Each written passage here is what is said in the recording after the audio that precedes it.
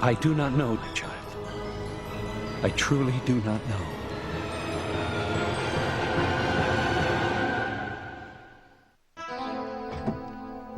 Did you find anything, Reese?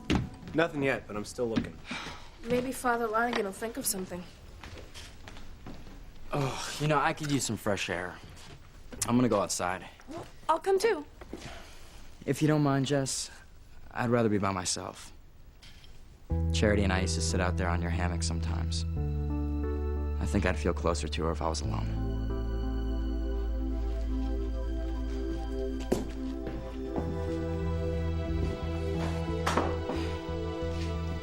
Great, you're here. Could you get our drinks?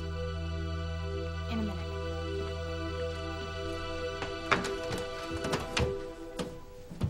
Do you know what I'm saying here? Depending on who my parents turn out to be, that could really tear things up with us. How? All right, let's just say by some miracle that my parents knew your mother and father and didn't like them. That wouldn't have anything to do with our relationship. Easy to say, but... No, I mean it. Chad, finding your parents is important to you. You shouldn't let anything stop you. I'm not so sure. Who's there? It's me, Father Lonigan, TC. I was just heading out. Ah, have you seen Grace? Yes, Eva's upstairs with her. How's Grace doing? I haven't had a real chance to sit down with her since she lost the baby. Well, Father, I'm not gonna lie to you. She's having a rough time. I'm not sure that she's able to get over Sam lying to her about his relationship with Ivy Crane. That's understandable. But I know there's a lot of love in the Bennett marriage. I just pray that in time it can be put together again. I hope so too, Father. But you know, I've learned something here.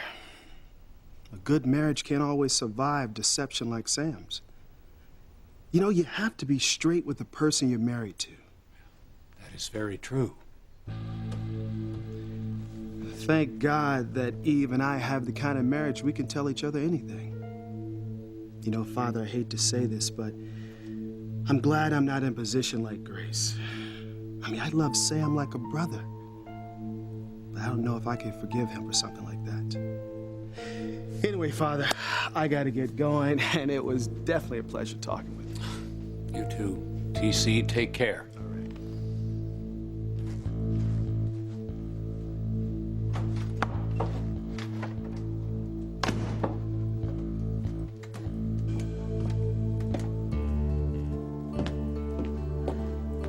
Oh, Father, it's Eve. Oh, you just missed, TC. Yes, I know. I want to thank you for not mentioning me or Julian Crane or the baby that we lost. You told me that in confidence, Eve. But I really think you should tell him. I told her the same thing, Father. I can't. TC and my family mean everything to me. I have to go.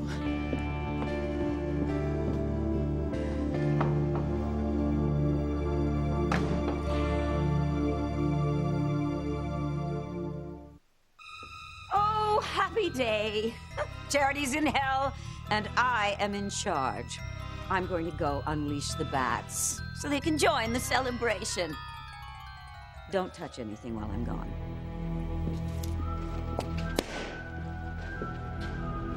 Jimmy hates to bring this up right now. He knows his princess isn't having one of the best days. No, always master of the understatement. But what exactly does Hecuba's victory mean for Jimmy and Tabby? What are you asking me? If she intends to destroy us, even though now she's supposedly done away with Charity? That's what Jimmy means. Oh, well, could go either way. But knowing Hecuba as I do, we're dead meat to me. She hates me. She'll take great pleasure in getting rid of me, no doubt, in a slow and painful way, and then she'll turn her unsavory attentions to you. But Jimmy doesn't want anything to happen to his princess or him. Neither do I, Timmy. May the dark forces forgive me. I'm starting to hope that Miguel does find a way to rescue Charity, because if he does, he'll be saving our lives too.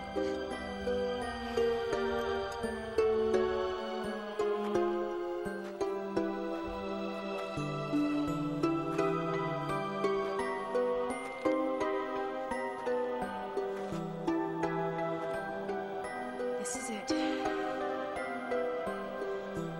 I've got to go in there and find that cave. It's the only chance I have of destroying Hecuba and finding Charity for Miguel. You gotta do this, Kay. I mean, it's not fair that Miguel risk his life again when everything that's happened is just all your fault. You believe that certain people possess extraordinary powers, don't you? Of course. I've witnessed too many examples not to. Were you referring to someone in particular? Yes, my niece. Do not give up hope on her yet, Grace. We are still praying for her rescue. I know, Father. And I won't. I was just thinking of some visions that she had a while back about Eve and Julian Crane. Yes? Well, Eve thinks that they don't really mean anything, that it was just a coincidence, but I know from my own experience that it means much more than that. I would have to agree. What do you do when the visions you have are so horrifying that you can't even bear to think of them?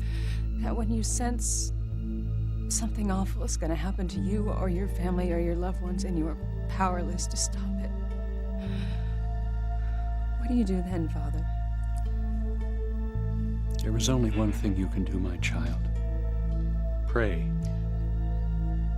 Pray for your friend Eve.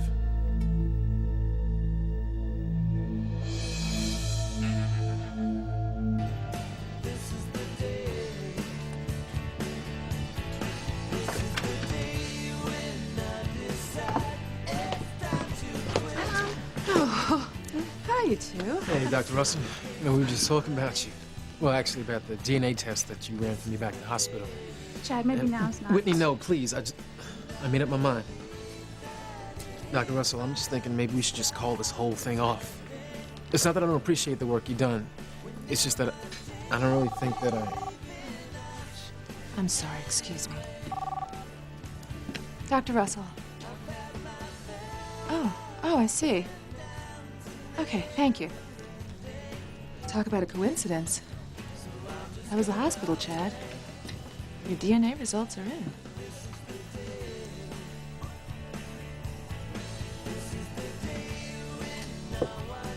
So we've had a minor setback. I will do everything that I can to help you find out what happened to your father. It's no wonder I love you. If there's just some way that I could get into those archives. If only Ethan hadn't thrown away his security card. Yeah, but he did. That was our best shot, so... Let's face it. Back to square one. I don't get it. Why wouldn't you let Sheridan use her security card to get into the Crane archives? it's like I told her. And I'm afraid what it might cost her if she got caught. And Julian and Alistair are ruthless. They'd punish her. I don't want her to go through that. I see. Anyway, it doesn't matter. You know, I threw away the security card so I don't have to make a choice. Well, that's not entirely true. What do you mean? I tossed it in the trash when I left the Crane building. I know. Only... I took it out when you weren't there. I thought that you might want it back someday. It's kind of a souvenir or something. So, I have what Sheridan needs. Do you want me to give it to her?